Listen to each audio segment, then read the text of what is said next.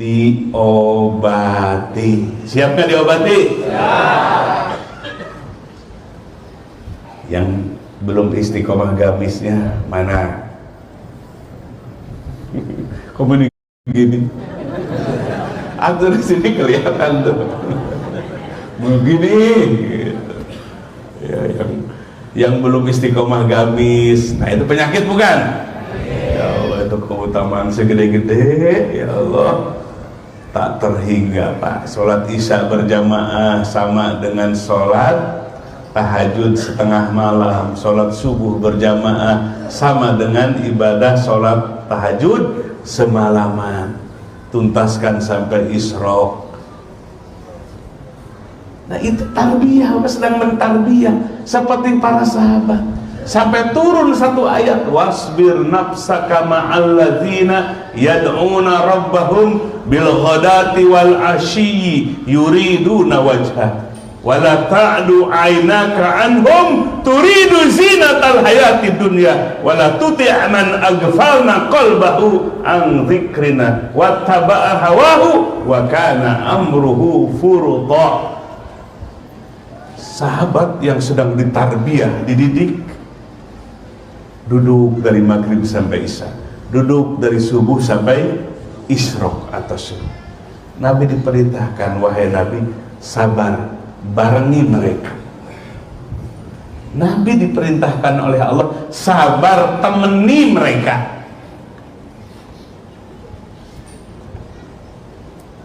Mereka orang yang selalu menyeru Tuhan mereka di waktu pagi, subuh sampai isya, asyi di waktu sore, maghrib sampai isya. Nabi diperintahkan oleh Allah dalam ayat itu, sabar, temani mereka. Saking mulianya, maka sekarang Bapak menyebutnya program GAMIS, Gerakan Memakmurkan Maghrib, Isya, Subuh sampai Isya. Makanya ibu-ibu, kalau suami kita nggak mau gamis, beli softtek sebanyak-banyaknya, beli pembalut sebanyak-banyaknya, pakein ya. Kalau suami kita males-malesan ikut program gamis, siap kak? Pokoknya ngir siapnya. Ya Allah, kesempatan di dunia itu sebentar, sekilas di dunia. Lam yalbathu illa asyiyatan aw duhaha. Nanti kalau kita sudah di akhirat, dunia itu hanya pagi sekali atau hanya sore saja, saking sekejapnya dibandingkan dengan akhirat yang abadi. Maka jangan sia-siakan kesempatan di dunia ini. Semua program mursyid yang semuanya dikemas dari Al-Quran dan Sunnah, yang sambung menyambung dari mursyid ke mursyid sampai kepada Nabi SAW, itu harus menjadi program prioritas bagi para murid. Itu yang jadi tugas bagi mursyid internal ke dalam memberikan tarbiyah ruhiyah, bimbingan ruhani. Aplikasinya sudah nge-download semua belum? Angkat tangan yang belum. Yang belum. Kemarin ikut kini apa enggak? Angkat tangan yang belum. Yang baru ini ya. Jadi coba Bapak tuh berpikir, hari ini orang semua butuh aplikasi, betul nggak? Kalau dulu pingin beli apa? Pingin beli nasi Padang, harus berangkat ke sana atau nyuruh orang, orangnya nggak ada, nyari lagi berapa jam butuhnya. Sekarang pakai aplikasi Gojek, aplikasi ya, langsung datang, ketuk, langsung pizza keluar. Betul nggak? Apapun aplikasi hari ini, Bapak dalam membimbing, kewajiban mentarbiyah ruhiyah, membimbing ruhani. Walaupun catatan ruhani ada, Allah perlihatkan kepada mursyidnya. Sebetulnya nggak butuh aplikasi, tapi hari ini menuntut untuk menggunakan aplikasi dalam mentarbiyah, membimbing para murid sesuai dengan kondisi zamannya. Perhatikan, dulu Syekh Ahmad bin Idris ketika akan menentukan guru mursyidnya yang bernama Syekh Abdul Wahab At-Tazi, beliau sempat ragu, ini mursyid apa bukan? Oh, yang disampaikannya ilmu biasa-biasa aja. Udah duduk seminggu, duduk 2 minggu, kitab ini mah udah tahu, ilmu ini mah udah tahu gitu. Syekh Ahmad bin Idris ulama besar, yang digurui ulamanya tidak populer, namanya Syekh Abdul Wahab At-Tazi. Dikisahkan dalam kitab Majmu'ah Syarifah li Sayyidi Ahmad bin Idris. Satu waktu mursyidnya itu Syekh Abdul Wahab At-Tazi bilang, Ahmad, gurumu yang pertama itu sudah meninggal. Di situ kaget. Dulu belum ada handphone. Abad ke-18 sudah ada handphone belum? WhatsApp udah ada belum? Gak ada apa-apa. Gurunya yang meninggal itu di Sankit, dia ada di Pes, jauh sekali jaraknya. Gak ada orang yang datang dari Sankit membawa berita guru yang pertamanya sudah meninggal. Akhirnya malu-malu juga bertanya, wahai guruku, engkau dari mana tahu kalau guruku yang pertama itu sudah meninggal, sementara tidak ada berita, tidak ada orang yang bawa berita duka itu kepada engkau? Maka senyumlah Syekh Abdul Wahab At-Tazi. Beliau mengatakan, li'anna li syaikhil murabbi lahu awqatun yakhussu biha litawajjuhi arwahil muridin. Sesungguhnya bagi seorang mursyid yang murabbi, membimbing rohani, memiliki waktu yang khusus untuk mentawajuhi, mendorong ruh para muridnya. Ketika ruh muridnya didorong, ada yang ruh murid itu adlam, gelap. Ada yang anwar, bercahaya, bersinar-sinar rohaninya. Bihasabi sulukihim wa ta'atihim. Kenapa beda-beda ruh para muridnya itu? Ada yang gelap, ada yang terang benderang. Tergantung perjalanan ibadahnya, wiridnya, suluk perjalanan rohaninya dalam berzikir. Kalau perjalanan rohaninya kenceng, zikirnya kenceng, ibadahnya rajin, itu ruhnya bersinar-sinar. Lalu kata Syekh Abdul Wahab At-Tazi, ketika aku lihat gurumu, gurunya itu muridnya, karena sebelumnya dia berguru kepada muridnya yang dianggap guru itu. Ketika aku lihat cahaya bersinarnya nggak berubah, satu momen ke momen yang lain nggak berubah, itu tandanya orang sudah meninggal dunia. Kagetlah Syekh Ahmad bin Idris, ini mursyid yang hakiki, di mana fungsi tarbiyah ruhiyah, bimbingan rohaninya terbukti. Disitulah Syekh Ahmad bin Idris serius, sungguh-sungguh berguru, walaupun sudah jadi ulama, kepada Syekh Abdul Wahab At-Tazi, di mana Syekh Abdul Wahab At-Tazi nadhiru khomilu zikr, ulama yang tidak populer. Lebih populer muridnya Syekh Ahmad bin Idris, tapi tarbiyah ruhiyahnya itu yang membuat terkaget-kaget Syekh Ahmad bin Idris. Murid ada yang dipanggil dari rohani, ya, biar zikir,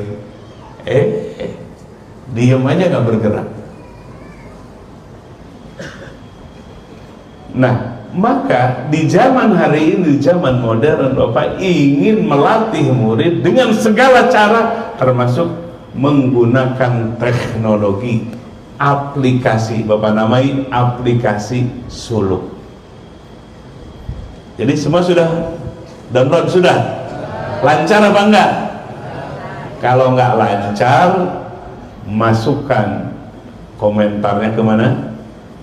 Ke admin. Ya, ada problem di situ, ada teknis yang terganggu. Disitulah kita pakai aplikasi. Baca Qurannya sudah hatam apa belum hari ini? Baca istighfar 100-nya pikulam hatin 300, sholawat 100, ya hayya qayyum 1000. Kalau dalam makomnya, makom sabarnya naik apa tidak, tawakalnya, syukurnya, ridhonya, ikhlasnya naik apa tidak. Penyakit hatinya sudah dibersihkan belum? Ujub, bangga diri, takabur, sombong, hasad, iri, dengki kepada orang lain, riya ketika beramal, cinta dunia, cinta jabatan, cinta penghormatan manusia. Itu semua yang harus kita urus, bukan ngurus urusan orang lain. Sekarang di medsos ngurusin diri, ngurusin orang lain, dapat untung apa enggak? Rugi amat. Ngurusin orang nggak dapat untung lagi. Nih aplikasi suluk namanya, urus diri kita, lihat suluk kita, lihat suluk perjalanan batin kita, lihat wiridnya, lihat penyakit hatinya, lihat makom-makomnya, sifat yang terpuji. Urus rohani kita, urus diri kita lewat aplikasi itu. Siap apa enggak? Sudah istiqomah apa belum? Belum? Ya Allah, jangan kalah dengan buka aplikasi Gojek. Harus sering buka aplikasi suluk. Itu bentuk usaha seorang mursyid, pingin bagaimana mendidik murid-muridnya supaya apa?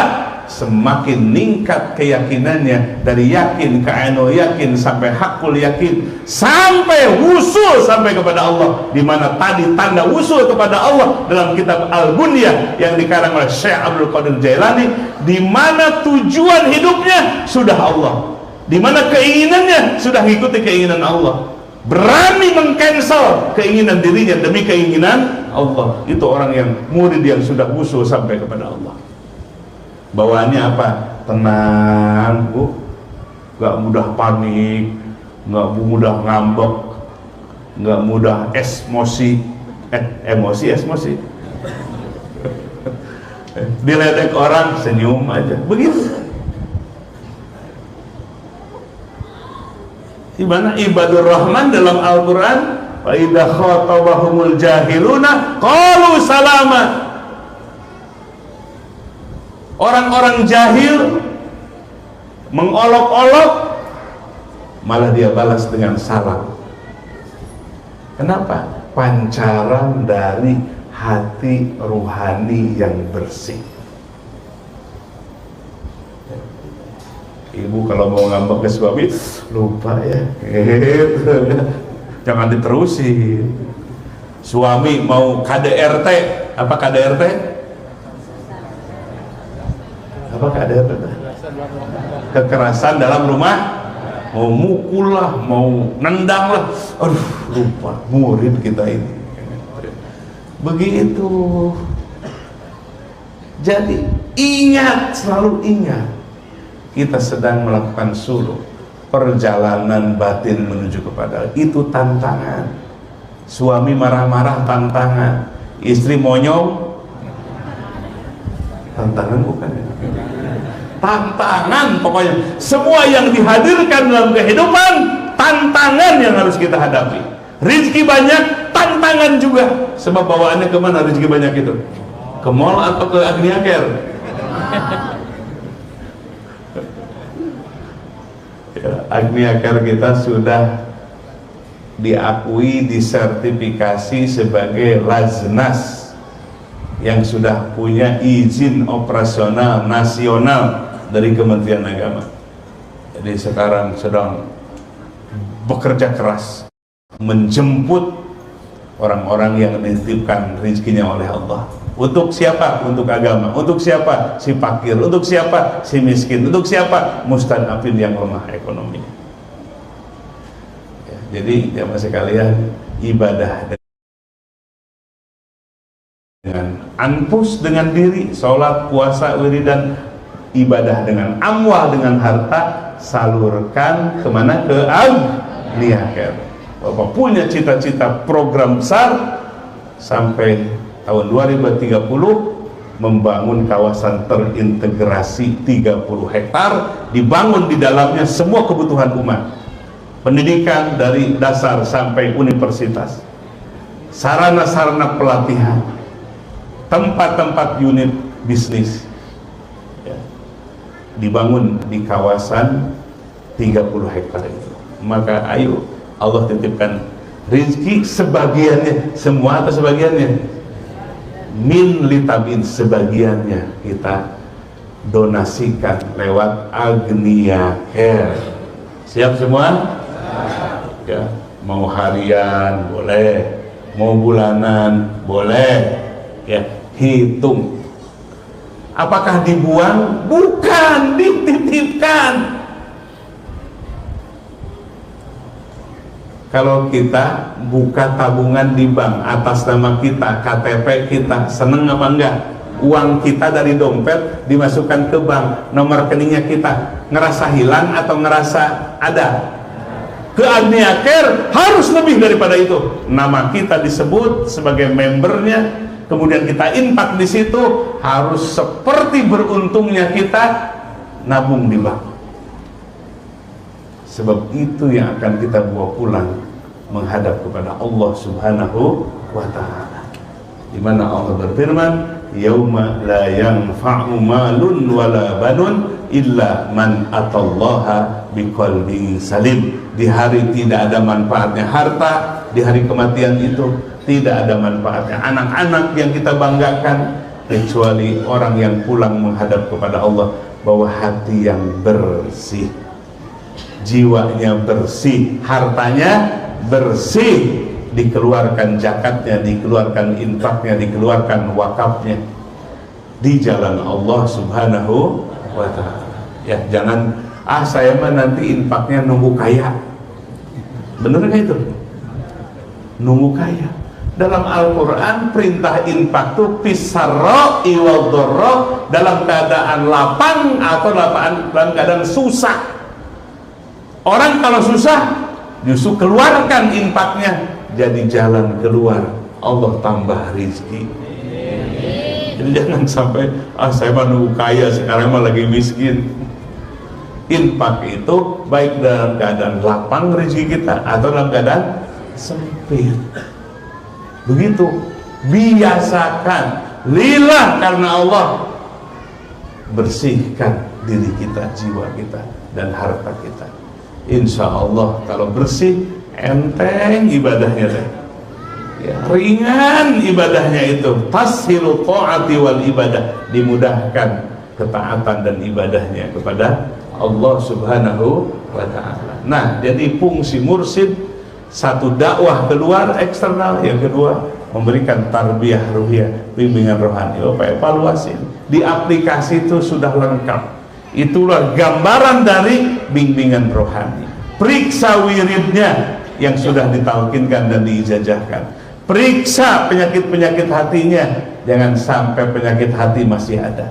Periksa makom-makomnya, sifat-sifat yang terpuji dalam hati, sabarnya, juhudnya, tawakalnya, ridhonya, ikhlasnya. Periksa, sudah tertanam belum di hati yang paling dalam.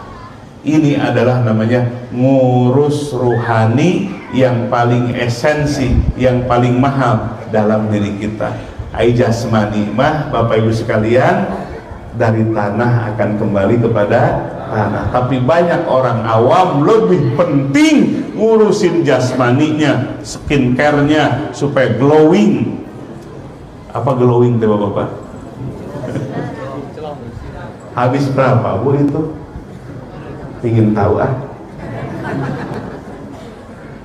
ya, ibu-ibu per bulannya berapa itu skincare,